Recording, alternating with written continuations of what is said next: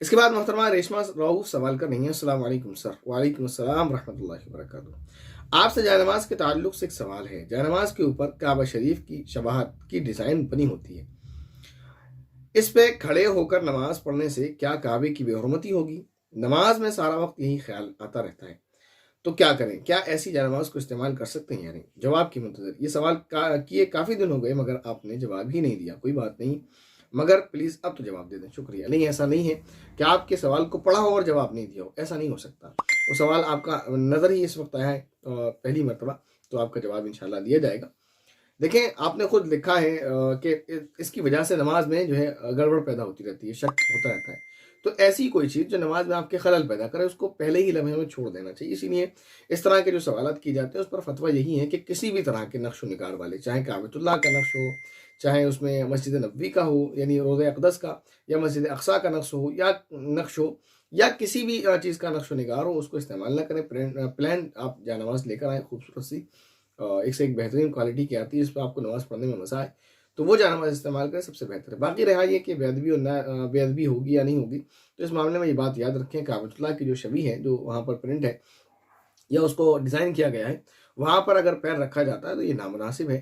لہذا بہتر اور افضل یہی ہے کہ اس طرح کے مصلوں کو بالکل بھی استعمال نہ کیا جائے۔ بالکل آپ وائٹ اور یا جو بھی کلر آپ کو پسند ہے، ویسے تو وائٹ سب سے بہتر ہے۔ پھر بھی اگر آپ کو جو کلر پسند ہے وہ ناجائز تو نہیں ہے دوسرے کلر، تو اس کلر میں سے آپ کسی بھی کلر کی جو ہے جائے نماز استعمال کر سکتے ہیں، لیکن اس میں پرہیز کریں آپ کسی بھی قسم کے نقش و نگار سے۔ اس کے بعد سوال ہے محترمہ فرحین گل کا۔ سوال ہی کر رہی ہیں، جی مفتی صاحب سمجھ گئے، لیکن ایک ڈاؤٹ ہے کہ بہت ساری نیکیاں ایسی ہیں جن سے صغیرہ گناہ معاف ہو جاتے ہیں، تو ہمارے نیک عمل سے کون کون سے گناہ معاف ہوتے ہیں؟ میں نے اس سے پہلے بتایا تھا، صغیرہ گناہ کے تعلق سے ڈیفینیشن انہوں نے پوچھی تھی، سوال کا جواب دیا تھا۔ اب ان کا سوال ہے اسی جواب پر کہ ایک ڈاؤٹ ہے کہ اگر سارے ہی گناہوں کا ہم یہ مان لیں کہ سارے کبیرہ گناہ ہوتے ہیں اور کبیرہ کے مقابلے میں جو چھوٹا ہے وہ صغیرہ گناہ ہوتا ہے، تو پھر ہمارے صغیرہ گناہ کون سے معاف ہوتے ہیں جو احادیث میں آتے ہیں؟ تو دیکھیں، اس بارے میں جو ہمارے چھوٹے چھوٹے گناہ ہیں جو ہم سے انجانے میں بھی ہو جاتے ہیں، یا بعض مرتبہ ایسا ہوتا ہے کہ جیسے آپ نے وہ سنا ہے کہ دعا ہے بیت الخلاء سے باہر نکلنے کی، اس دعا کو پڑھنا چاہیے، غفرانک الحمدللہ الذی اذھب عنی العذاب وعافانی۔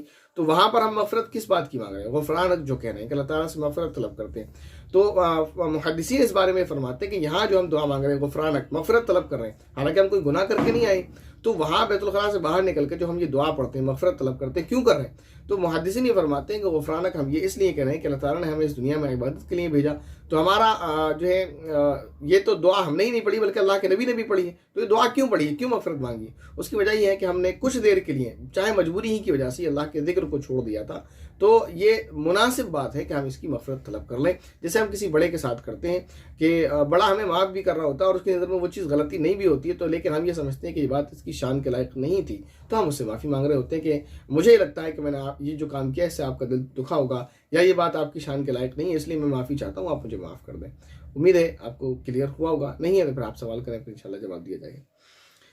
اس کے بعد شاہد بھائی نے بہت ساری دعائیں دے رکھی ہیں، اور ان تمام دعاؤں پر ایک دعا تو یہ ہے کہ اللہ تعالیٰ ان دعاؤں کو قبول فرمائے میرے حق میں اور تمام مسلمانوں کے حق میں، شاہد بھائی کے حق میں، تمام امت مسلمہ کے حق میں جو شاہد بھائی نے دعائیں میرے لیے کی ہیں۔ اور اس کے ساتھ ساتھ میں ایک بات بتاتا چلوں، حدیث شریف میں یہ بات ملتی ہے کہ اگر کوئی بندہ، کوئی مومن بندہ یا کوئی مومن بندی اپنے بھائی یا اپنی بہن کے لیے اس کی غیر موجودگی میں دعائیں کرتا ہے اور اللہ تعالیٰ سے دعا مانگتا ہے، تو ایک فرشتہ اس پر آمین کہتا ہے، اور ساتھ یہ بھی کہتا ہے کہ یہ جو دعا اس کے لیے کر رہا ہے اللہ تعالیٰ اس کو یہ چیز ضرور عطا فرما اور اس سے بہتر بھی۔ تو یہ دعا ہمیں اپنے بہن بھائیوں کے لیے کرتے رہنا چاہیے۔ بہرحال اس کے بعد ان کا سوال یہ ہے بہت آگے چل کے، مفتی صاحب سوال یہ ہے کہ ایک مسجد امام کے پیچھے نماز پڑھے تو رکوع کی تسبیح ہے وہ سنت ہے، تو کیا کتنی آواز سے پڑھے؟ بہرحال یہ کہ ایک لمبا سوال ہے ان کا، اس کو پڑھ لیا تھا پہلے ہی کافی بڑا ہونے کی وجہ سے۔ اس کا خلاصہ انہوں نے یہ لکھا ہے کہ اگر ہم آہستہ آہستہ جو ہے سبحان ربی العظیم یا دوسری دعائیں وغیرہ پڑھتے ہیں تو ہمیں ایسا لگتا ہے کہ ہمارے حروف صحیح ادا نہیں ہوئے، تو ہم زور سے پڑھ سکتے ہیں، کیونکہ اگر ہم زور سے پڑھتے ہیں تو لوگ یہ کہتے ہیں کہ تم زور سے پڑھتے ہو، انہیں تکلیف اور پریشانی ہوتی ہے۔ تو یہ بات یاد رکھنا چاہیے کہ نماز میں اتنی زور سے بالکل نہیں پڑھنا چاہیے جس سے دوسرے کو تکلیف اور پریشانی ہو۔ ہاں، آہستہ پڑھیں، اور آہستہ پڑھنے کا مطلب یہ ہے کہ پڑھیں، وہ اس طرح نہیں ہونا چاہیے، یہ آہستہ پڑھنا نہیں کہلایا جاتا ہے، پڑھ رہے ہیں آپ، یہ تو آواز ہی نہیں نکل رہی۔ آہستہ اسے کہتے ہیں جو آواز تو ہو کچھ، تو اس کے لیے میں نے آپ کو بتایا تھا کہ فقہا فرماتے ہیں کہ اتنی آواز ہو کہ بندہ خود سن لے، تو خود سننے کو کہا ہے تو خود سنیں، دوسرے کو نہ سنائیں. آپ نارملی پڑھیں الحمدللہ رب العالمین الرحمن الرحیم مالک یوم الدین، تو اپنی آواز اپنے آپ کو سنائیں، بس دوسرے کو سنانے کی ضرورت نہیں ہے. اس کے بعد ایک سوال ہے مفتی صاحب، کہاں چلا گیا، محمد سعد صاحب کا سوال یہ کر رہے ہیں، مفتی صاحب ایک مسئلہ پوچھنا ہے، اگر کوئی حافظ نہیں ہے وہ عالم کا کورس کرنا چاہتا ہے تو اس کی کوالیفیکیشن کیا ہوگی، ضرور بتائیے گا. اگر وہ عالم کا کورس کرنا چاہتا ہے وہ عالم بن جائے، حافظ نہیں ہے تو کیا ہوگا، وہ عالم ہوگا، اسے عالم کہا جائے گا، اس کی ڈگری یہی ہوگی، اور ڈگری کے ساتھ ساتھ تمام اس کو فضیلتیں اللہ کے حضور حاضر ہوں گی، اللہ تعالیٰ کی طرف سے ساری فضیلتیں اس کو ملیں گی جو ایک عالم کو ملنی چاہیے. اس کے بعد محترمہ فرحین گل کا سوال ہے اور وہ اس کمنٹ باکس کا آخری سوال ہے. سوال ان کا یہ ہے کہ سیئات کو حسنات سے مبدل فرمانے کا مطلب کیا ہے، اور لواحقین رشتہ دار کو بولتے ہیں. تو ایک کا جواب تو آپ نے خود دے دیا، لواحقین رشتہ دار کو بولتے ہیں. جی، لواحقین بولتے ہیں متعلقین کو، جو جڑے ہوئے لوگ ہیں ان کو بولتے ہیں. اب وہ رشتہ دار بھی ہیں، دوست و احباب بھی ہیں، جو بھی مرنے والے سے جڑے ہوئے تھے کسی بھی طریقے سے، وہ سب لواحقین میں آتے ہیں. اچھا، اس کے بعد ان کا پہلا سوال جو تھا کہ سیئات اصل میں کہتے ہیں برائیوں کو، حسنات کہتے ہیں نیکیوں کو، مبدل یعنی تبدیل کر دینا، چینج کر دینا. تو سیئات کو حسنات سے مبدل فرمانے کا مطلب یہ ہے کہ اللہ تعالیٰ ان کے گناہوں کو ان کی نیکیوں سے بدل دے.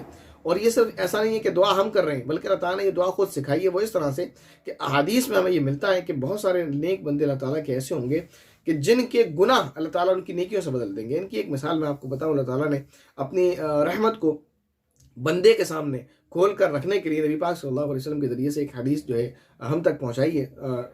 اور وہ حدیث کیا ہے؟ حدیث یہ ہے کہ اللہ کے نبی صلی اللہ علیہ وسلم نے فرمایا کہ قیامت کے دن ایسا ہوگا جب لوگوں کا حساب و کتاب لیا جائے گا تو ایک بندہ ایسا بھی ہوگا کہ اس کو بلایا جائے گا اور اس کا نامہ اعمال اس کے ہاتھ میں دے دیا جائے گا اور اس سے کہا جائے گا پڑھ.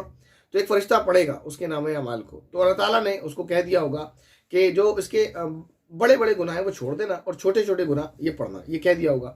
بہرحال تو میں مفہوم سنا رہا ہوں، کچھ میں کچھ الفاظ میرے بھی ہو سکتے ہیں اور ہے یقینی طور پر.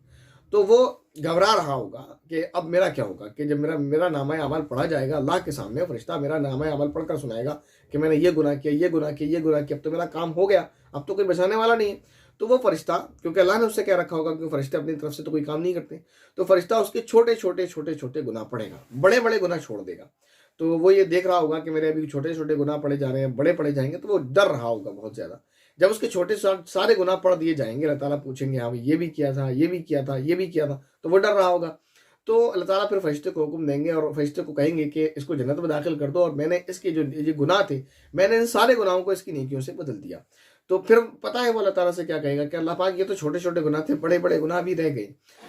جو راوی ہیں حدیث کو نقل کرنے والے فرماتے ہیں کہ جب اللہ کے نبی نے یہ حدیث کے الفاظ بیان کی تو اللہ کے نبی جو ہے مسکرائے ہیں، اور ایسے مسکرائے کہ آپ صلی اللہ علیہ وسلم کے دندان مبارک نظر آئے. تو یہ اللہ تعالیٰ کی رحمت ہے کہ اللہ تعالیٰ اس بندے کے گناہ کار بندے کے گناہوں کو نیکیوں سے چینج کر دیں گے. محدثین جب یہ حدیث سناتے ہیں تو وہ بھی مسکراتے ہیں اور ہنستے ہیں، اور ہنسی آتی ہے کہ ابھی تو ڈر رہا تھا کہ چھوٹے چھوٹے گناہ پڑھے جا رہے ہیں، اور جب ان گناہوں کو نیکیوں سے بدلا گیا تو اللہ تعالیٰ سے کہہ رہا ہے کہ میرے بڑے گناہ بھی باقی ہو رہے ہیں. تو یہ اللہ تعالیٰ کی رحمت ہے. اللہ تعالیٰ کب کس کو اپنی رحمت سے جنت میں داخل کر دے.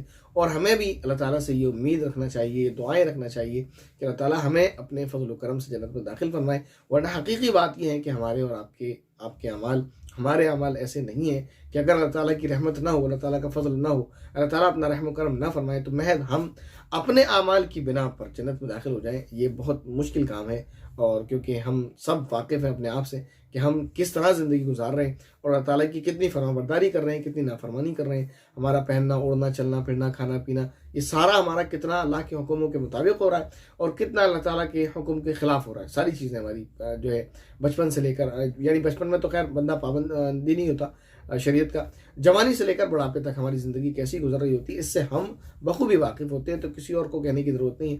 تو ہمیں اپنی فکر کرنا چاہیے، اللہ تعالیٰ سے توبہ کرتے رہنا چاہیے، توبہ استغفار کرتے رہنا چاہیے، اور اللہ تعالیٰ کی رحمت پر امید رکھنا چاہیے. لیکن رحمت کی امید پر گناہ نہیں کرنا چاہیے. یہ نہ ہو کہ ہم گناہ کرتے ہیں اللہ تعالیٰ رحیم غفور رحیم معاف فرما دیں گے، ایسا نہیں ہے. حساب و کتاب تو ہوگا، اور اللہ تعالیٰ نے پکڑ فرما لی اگر تو پھر ہلاکت ہے. لیکن ہاں یہ ہے کہ اللہ تعالیٰ نے اگر معاف فرما دی تو اللہ تعالیٰ کسی کو بھی معاف فرما سکتے ہیں.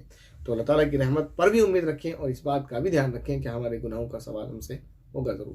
اللہ تعالیٰ سے دعا ہے کہ اللہ تعالیٰ ہم تمام ہی لوگوں کو، تمام ہی بہنوں کو، بھائیوں کو گناہوں سے محفوظ فرمائے اور ہماری آنے والی زندگی گناہوں سے پاک و صاف ہو، اور اللہ تعالیٰ ہمارے تمام پچھلے گناہوں کو معاف فرما دے اور ہمارے لیے ایسے اسباب پیدا فرما دے کہ اگر کسی مجبوری کی بنا پر یا کسی بھی وجہ سے، مثلا بہت سارے لوگ یہ کہتے ہیں کہ میری مجبوری ہے، اگر میں اپنی ارننگ حلال ہی رکھوں گا، وہ کہنے کی حد تک ہی ٹھیک ہے، لیکن وہ کہتے ہیں کہ اگر میں اپنی ارننگ حلال ہی رکھوں گا تو میں اپنے بچوں کا خرچہ اچھے سے نہیں چلا پاؤں گا، اس وجہ سے مجھے مجبوراً جو ہے حرام کمانا پڑتا ہے. یا اگر وہ اس طرح نہیں کہتے تو اس طرح بھی کہتے ہیں کہ اگر میں نماز پڑھنے کے لیے جاؤں گا تو میرے بزنس میں لاس ہو جائے گا. مزدور طبقہ ہے وہ بھی یہ کہتا ہے کہ اگر میں نماز پڑھنے کے لیے چلا گیا تو میری سیل کم ہو جائے گی، تو اس وجہ سے مجھے نماز چھوڑنی پڑتی ہے. تو وہ کسی بھی مجبوری کی بنا پر، کوئی بھی کسی بھی مجبوری کی بنا پر گناہ کر رہا ہے تو اللہ تعالیٰ سے دعا ہی ہے، اور ہم سب مل کر دعا کریں کہ اللہ تعالیٰ اس کے لیے ایسے اسباب پیدا فرما دے کہ اس کی یہ جو مجبوری اسے لگتی ہے کہ مجبوری ہے، وہ مجبوری اس کی ختم ہو جائے اور وہ کسی بھی طرح سے گناہ نہ کر پائے. اللہ تعالیٰ سے دعا ہے کہ اللہ تعالیٰ ہم تمام ہی کی گناہوں سے حفاظت فرمائے اور ہم تمام کے جو پچھلے گناہ ہیں اللہ تعالیٰ ان کو معاف فرمائے. آمین.